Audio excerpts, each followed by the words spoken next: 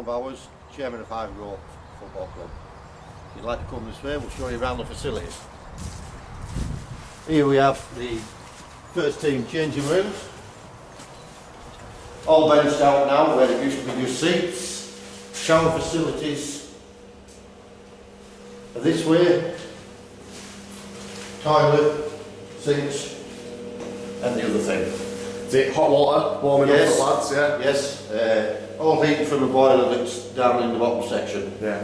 If you like to come this way, I'll show you to the away team dressing room.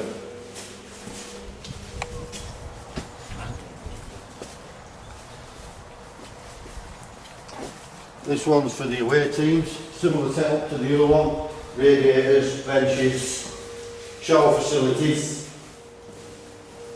same setup, toilet, sinks, what we call the referee's room, which also has a tea bar, fridge, boilers in here.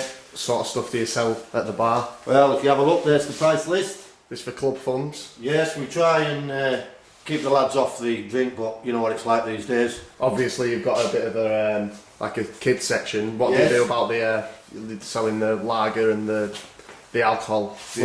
Any restrictions taken? Yes, no. Nobody under the age of 35 is allowed to drink here at this club. Right.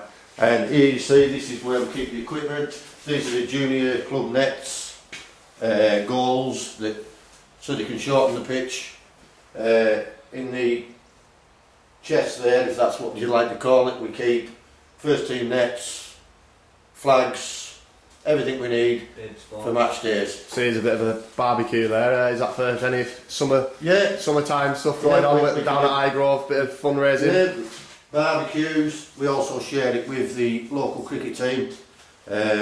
We have the rollers and the white liner. Jack does that most of the time because I can't do a white line. Jack the manager? Yes, Jack the Hat Mitchell. Right. After showing us around the facilities, Alan was keen to tell us a bit more about the club he loves. Right, this is the first team pitch. As you can see, it's a decent size, decent width.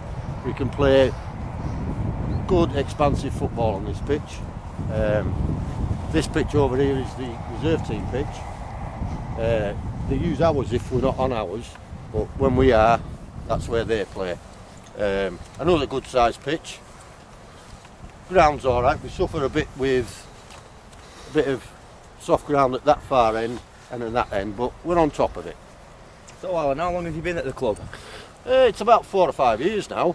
Friend of mine plays for them. I came down, had a look, and slowly but surely I've just got dragged into everything.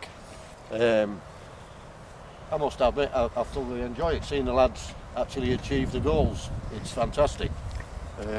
And I suppose the style of football that we play, it's nice to come and watch and let out all your stress of the week. Do you see yourself at Highgrove for the foreseeable future? Oh, I think I'm here till the day I die. I think I'll be coming down in my Zimmer frame. That's good to know, Alan. So do you as chairman apply for any grants to help support the club in any way? This is an area that a lot of local clubs find quite difficult because we don't actually own our own pitch or we have a long lease. It's not possible to actually get grants on them because of the fact that the council own them. If you actually own your own ground or have a long lease on it, then you are allowed to actually apply for the grants.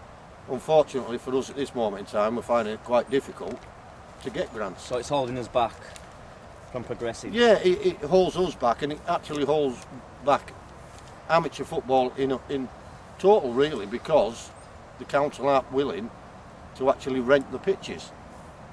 So what is the financial cost to keep the club running each year? Well, you're probably looking at, I would have thought, £1,500 to £2,000 easy. The lads pay to play, which helps. We do funding, but once again we're back to the same old thing. You need to get sponsors, and in these times it's quite difficult now to actually get a sponsor. So Alan, how do you go about getting sponsorship for the club? Well, at the moment we've been quite lucky really. One of the players' fathers sponsors the shirts. That's Mr. Richard Ogley, Roofing and Plastering, a local firm. One of the big sponsors we've got this year is Network Rail, which was done through the assistant manager. Other than that, it's just word of mouth, and a lot of the lads get the money in. So how much was you sponsored by Network Rail? Well, we were sponsored roughly about £2,000. That was dependent on how we actually, or what we achieved last season. Performance related? Yeah, and it was a good season. Unfortunately, we didn't win the Lancashire Football Amateur Shield, but we won the league by, well, I have to say, a good margin and plenty of goals, because it's the type of football we play. We also have junior sides.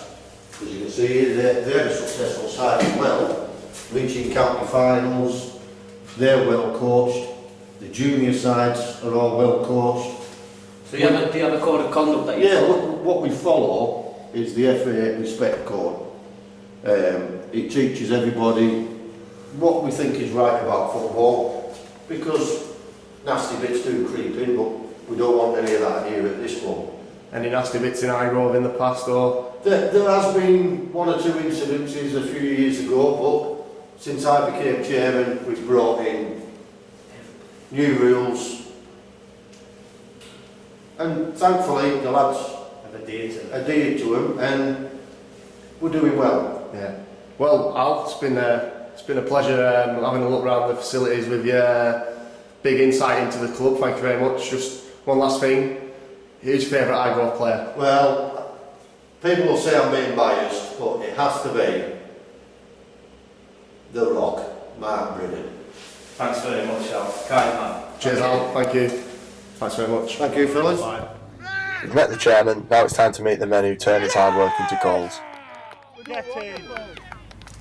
James Booth, centre half.